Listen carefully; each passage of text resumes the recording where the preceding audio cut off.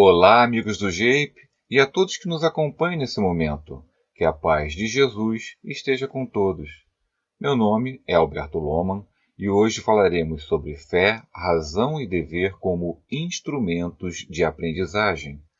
Não se pretende esgotar um tema como esse em um breve instante.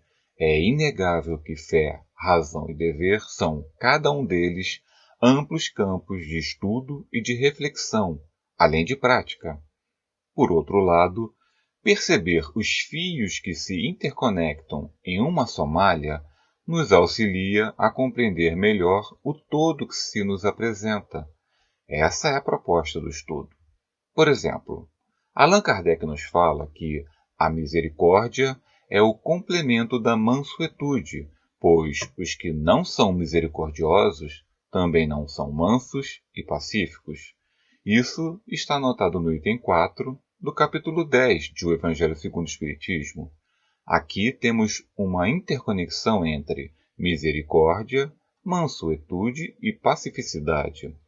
O misericordioso é piedoso, caridoso, clemente, indulgente. O manso é dócil, pacato. Já o pacífico ama ou almeja a paz.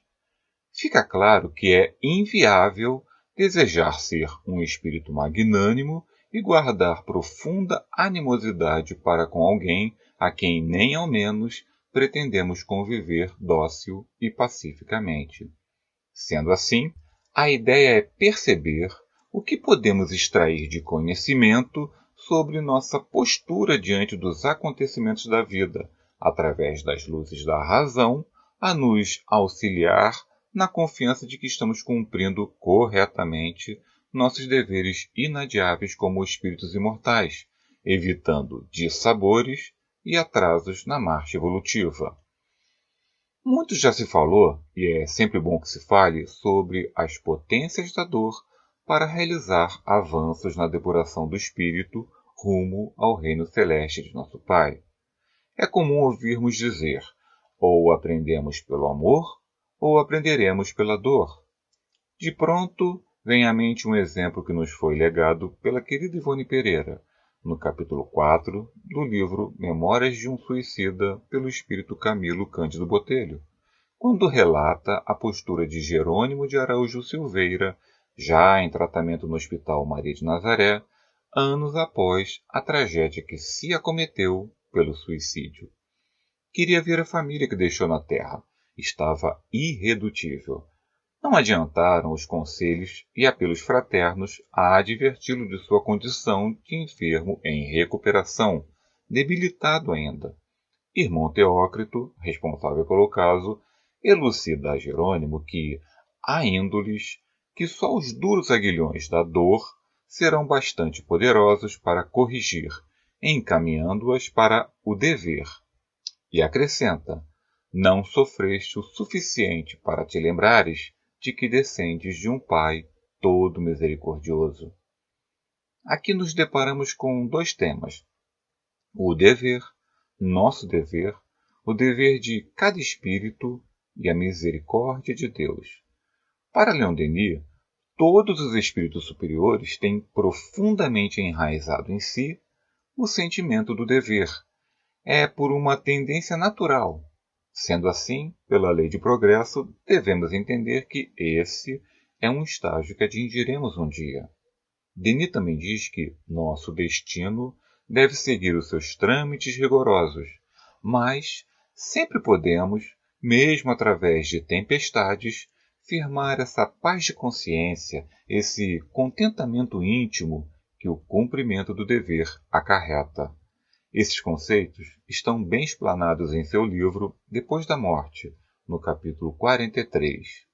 Mas, como diz o irmão Teócrito, Deus é Pai todo misericordioso.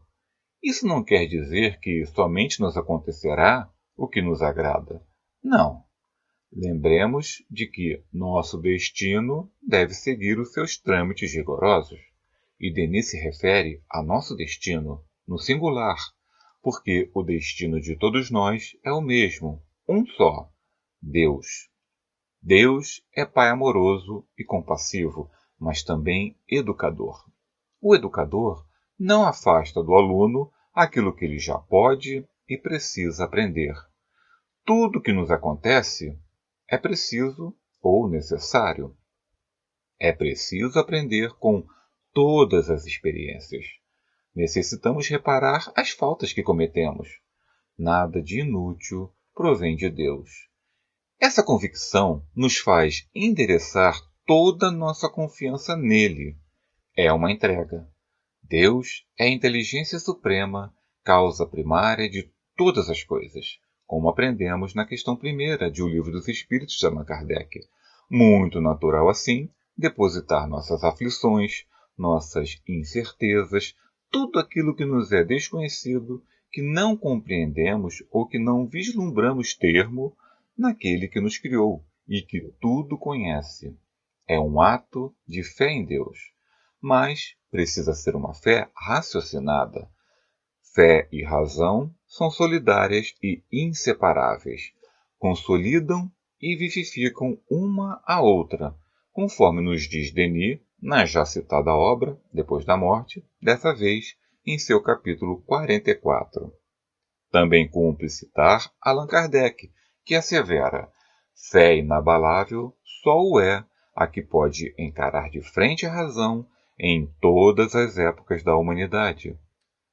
Essas palavras não são mero dizer com um efeito impactante. Trata-se da própria condição de fé inabalável, que se pode concluir pelo estudo de seu livro O Evangelho segundo o Espiritismo, capítulo 19, item 7, e que muito nos auxilia a seguir rumo a nosso destino. Podemos dizer que há algo que nos atrai para a divindade, que nos faz desenvolver as potências espirituais e nos depurarmos como seres. É a própria essência da lei de progresso. Progredir e evoluir em direção a Deus é o objetivo das sucessivas encarnações do espírito. Allan Kardec ratifica esse entendimento, mas deixa claro, porém, que tal progressão não é a mesma para cada espírito, ao anotar na parte 6ª da introdução de O Livro dos Espíritos que as diferentes existências corpóreas do espírito são sempre progressivas e nunca regressivas, mas a rapidez do seu progresso depende dos esforços que faça para chegar à perfeição. E o espírito Joana de Ângeles, através da mediunidade de Divaldo Franco, elucida no capítulo 1 do livro Autoconhecimento que o tropismo da divina luz atrai a criatura que, às vezes, se esconde nas sombras da inconsciência, ignorância de si, permanecendo nas faixas inferiores da evolução. No entanto, a força do progresso é lei da vida, e assim, pelo desgaste que produz sofrimento, surge o despertar. Então, a atração poderosa da plenitude arrasta o ser humano na direção de sua destinação fatal, a perfeição. Para efeito de nota, dizemos em botânica, a área de estudo da biologia, que tropismos são movimentos de crescimento das plantas em resposta a um estímulo externo. A benfeitora faz uma analogia desse movimento, informando estímulos benfazejos das luzes de Deus sobre nós, suas criaturas. Está claro que a conscientização do ser é um fenômeno natural, que pode ser procrastinado, mas até certo ponto. Citando conceitos e expressões da autora espiritual, podemos dizer que o psiquismo divino a todos envolve, e hoje ou amanhã a consciência liberta-se das injunções grosseiras que a limitam momentaneamente, sutilizando-se em ondas de amor que se espraiarão no oceano do amor de Deus. O ser consciente do amor, e não apenas ciente dele, é liberto do erro e sabe que a dor é reflexo deste e não causa. Ainda que precise sofrer, ou seja, que precise passar por determinada situação, essas luzes lhe dão a certeza do reto caminho a seguir, pela inteira confiança do que as embasam. fé, razão e dever. O nosso estudo vai se desenhando. Sendo Jesus o tipo mais perfeito que Deus tem oferecido ao homem para lhe servir de guia e modelo, conforme anotado na questão 625 de O Livro dos Espíritos, vamos então concluir que Jesus veio até nós para nos trazer ensinamentos que já podemos desenvolver e conquistar, espiritualmente falando. Muitos desses ensinos já eram conhecidos pelo homem antes da vinda do Mestre até nós. As leis divinas e naturais estão escritas por toda parte, desde os séculos mais longínquos. É o que aprendemos na questão seguinte, de número 626. Como exemplos, citamos duas passagens bíblicas, uma do livro de Salmos, capítulo 40, versículo 4. Bem-aventurado é aquele que no Senhor deposita sua plena confiança e que não segue os arrogantes, nem aqueles que cultuam a mentira. E outra do livro do profeta Jeremias, capítulo 17, versículos 7 e 8. Bendito o homem que confia no Senhor e cuja esperança é o Senhor, porque ele é como a árvore plantada junto às águas, que estende suas raízes para o ribeiro e não receia quando vem o calor, mas a sua folha fica verde, e no ano de sequidão não se perturba, nem deixa de dar fruto. Podemos ainda mencionar a análise da doutrina de Sócrates e de Platão, qualificados por Allan Kardec como precursores da ideia cristã e do espiritismo, e cujo resultado compõe o item 4 da introdução de seu livro O Evangelho segundo o Espiritismo. Por tudo que já foi dito até aqui, verificamos que ensino é o fragmento do conhecimento pleno que está disponível, que é compreensível a quem se destina. Em outras palavras, é a fração ideal daquilo que está acessível ao aprendiz. Essa ressalva faz-se prudente porque há questões que ainda não podemos compreender. Vejamos o que está anotado no Evangelho de Marcos, capítulo 4, versículos 33 e 34. E com muitas parábolas, tais lhe dirigia a palavra, segundo o que podiam compreender. E sem parábolas, nunca lhes falava, porém, tudo declarava em particular aos seus discípulos. Podemos dizer que, quando o ensino, tal qual o definimos, é apresentado, depende do discípulo querer aprender ou se manter na ignorância por mais tempo. E a ignorância é a treva, é o que compreendemos por mal. Ninguém está fadado eternamente ao mal. Os mecanismos divinos de retificação do ser são vastos. Quando a consciência desperta, o espírito cresce majestoso em direção ao nosso Pai. A vontade é fator determinante para isso.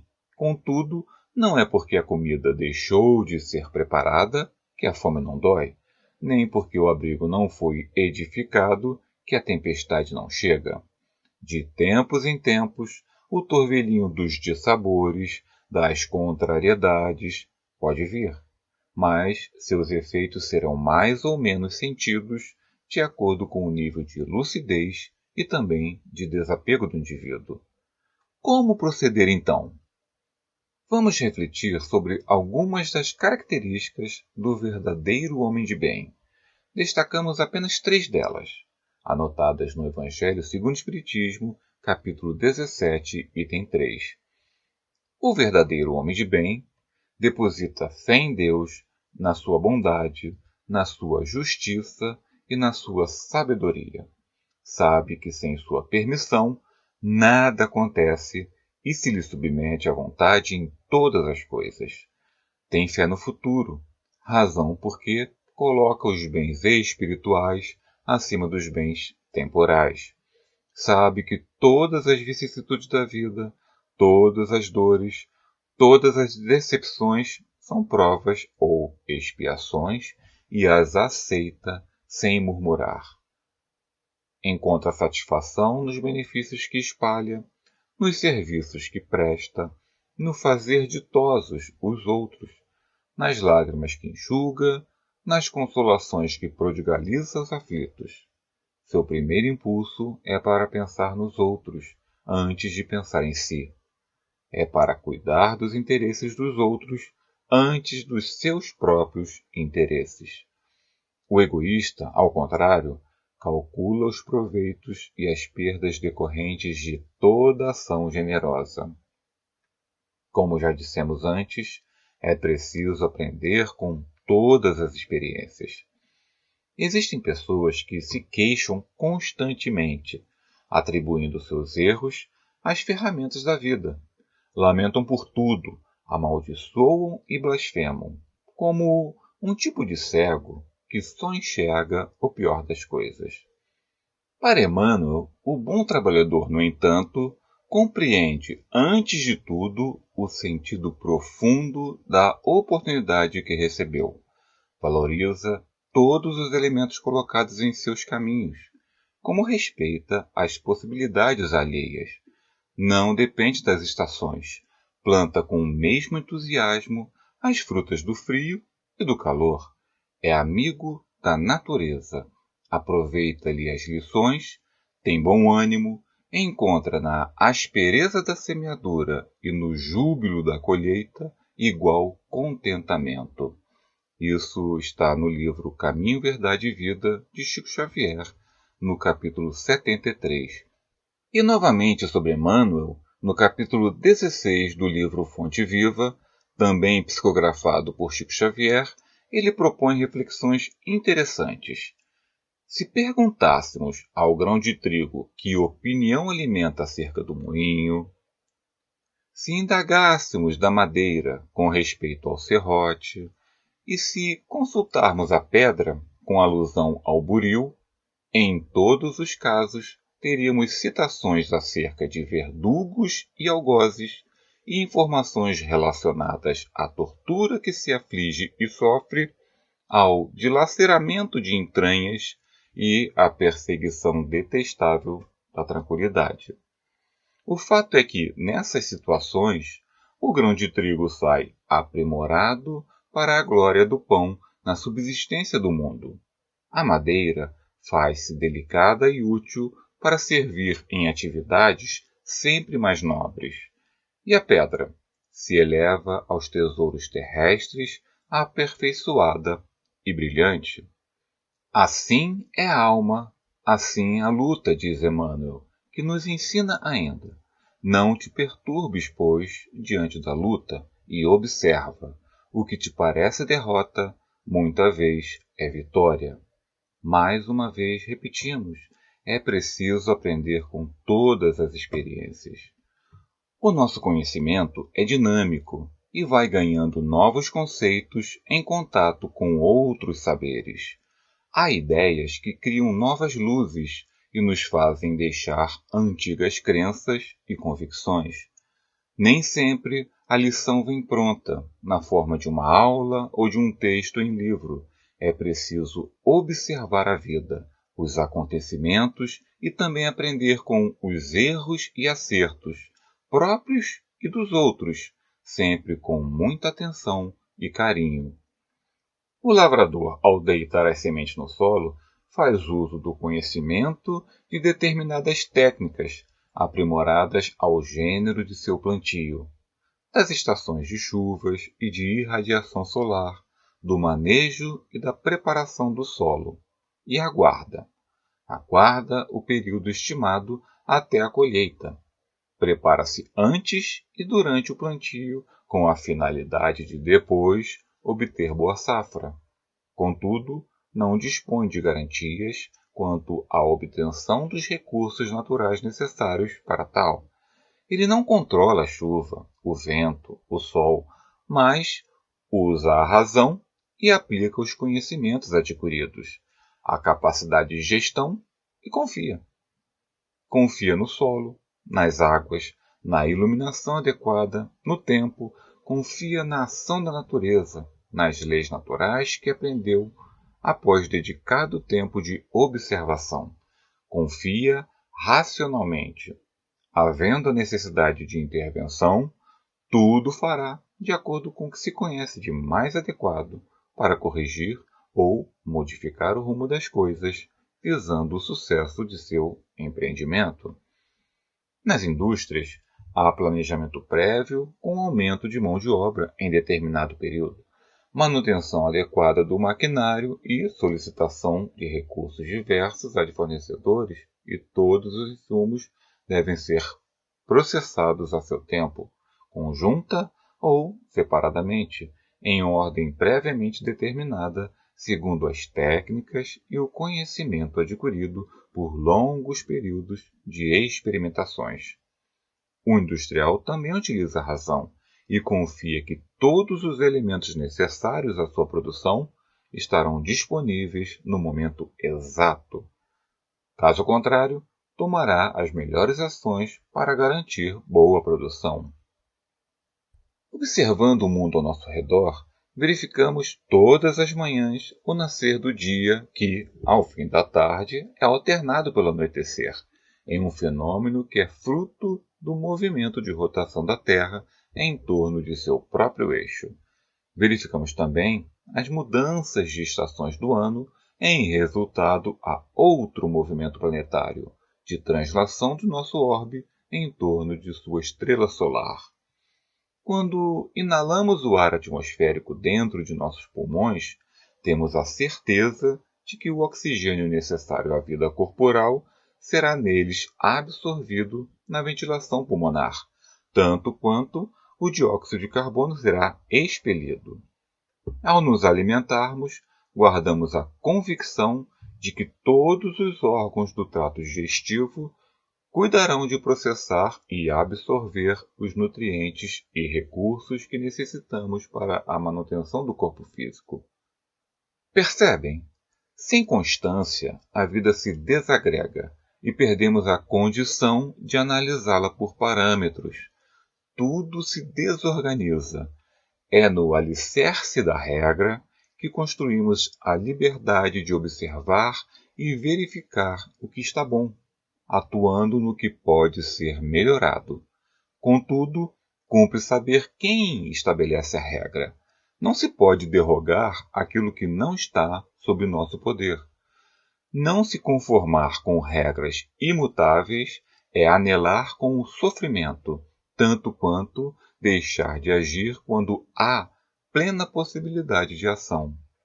Muitos homens são cumpridores de seus deveres, mas assim procedem unicamente por obrigação imposta, reclamando de tudo, ou de acordo com o interesse pessoal, sem verdadeiramente acreditarem na importância da tarefa. Por outro lado, há os que têm fé e sabem que a razão é um bem precioso, contudo possuem uma crença morta, sem as boas obras da fé ativa, que auxilia e conforta, cujo olhar compassivo é a atitude de ação. Existem também os operosos, que, orgulhosos, acreditam tudo conhecer e, sem limites para suas ações, desvirtuam as sagradas possibilidades da inteligência na ânsia de subjugar a tudo e a todos aos seus interesses mesquinhos. São muitos os casos que se pode observar em uma análise fé, razão e dever. O importante para nós é avaliar a todo instante o que podemos aprender com as situações da vida e melhorar a nós mesmos, agindo em favor de todos. Conhecer a fenomenologia das coisas nos habilita a viver melhor e não se portar como agente perturbador nos acontecimentos, aproveitando ao máximo as possibilidades que nos são facultadas à boa ação. Seja você a mudança que espera no mundo. Essa é uma frase bem conhecida e atribuída a Mahatma Gandhi, e Joana de Ângeles nos diz: mesmo que não saibas, és exemplo para alguém. Cuida do que fales e realizes, ensejando seguidores que se edifiquem e ajam corretamente. Isso está anotado no livro Vida Feliz, de Divaldo Franco, capítulo 120. As sementes se multiplicam em solo fértil. A tarefa do semeador continua viva mesmo que ele já tenha partido para semear em outros campos. E o tempo para a colheita virá.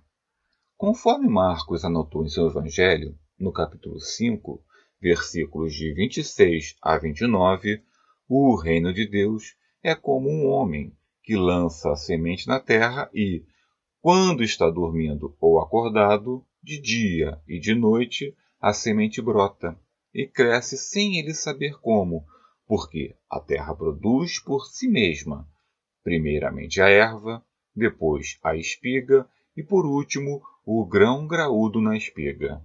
E quando o fruto amadurece, logo lhe mete a foice, porque é chegado o tempo da ceifa. Mas não nos enganemos. Também as plantas daninhas encontram condições para se desenvolverem quando semeadas em solo devidamente preparado e apto a recebê-las. Dessa maneira, é fundamental que seja a nossa a seara do Divino Amigo Jesus. Ele cuidou do que falou e realizou, ensejando seguidores que se edificassem e agissem corretamente.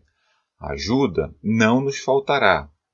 Confia sempre, é o que nos conclama o Espírito Meimei. E conforme anotado no estudo aprofundado da doutrina espírita da FEB, livro 4, verificamos que a pedagogia divina dispõe de inúmeros recursos para dinamizar nosso processo evolutivo, respeitando e seguindo os ditames da lei de progresso, a que tudo e todos estão submetidos. A nós cabe o exercício do livre-arbítrio, que trabalhará em favor de nossa rápida ou lenta ascensão. Jesus sempre reconheceu a enorme diversidade de dores no mundo, mas nos estimulava a caminhar com resignação e coragem, confiantes na misericórdia do Pai. Sobre sua missão de amor e de luz, ele nos fala através do Evangelho de João, capítulo 16, versículo 33. Eu vos disse tais coisas para terdes paz em mim. No mundo tereis tribulações, mas tende coragem. Eu venci o mundo. As situações adversas da vida podem ser especialmente aflitivas, duras e galopantes. É preciso serenidade para não esmagar as pessoas e a cada passo poder pensar, agir e viver. Precisamos enfrentar com bom ânimo os motivos de aflição, esses espinheiros do campo de trabalho. Não será com desregramento que resolveremos nossos problemas. Lembremos-nos das palavras de Denis. Sempre podemos, mesmo através de tempestades, firmar essa paz de consciência, esse contentamento íntimo que o cumprimento do dever acarreta. Todos nós estamos sujeitos a um mecanismo que nos há de purificar e aprimorar. É o amor de Deus, que se apresenta de tantas formas quanto são as necessidades de cada criatura. A plena felicidade não é deste mundo, mas há aqui uma felicidade possível. As potencialidades do espírito, quando bem empregadas, facultam uma evolução, por assim dizer, mais breve, mais leve e mais suave. Fé, razão e dever como ferramentas do espírito em seu processo de aprendizagem o auxiliam a jornadear confiante no Senhor da vida, através do bom caminho, na direção da verdade, rumo à vida futura, rejeitando qualquer outro apartado dessa luz e que se converteria em processos aflitivos e dolorosos, física e moralmente, talvez piores que aqueles que se intentava indevidamente evitar, além de atrasos em sua ascensão com destino a Deus. Seja o nosso proceder o do verdadeiro homem de bem. Para isso, guardemos e pratiquemos os ensinamentos do Mestre Jesus, que com tanto amor ele nos exemplificou. Que saibamos aproveitar o tempo do Senhor. Muita paz a todos.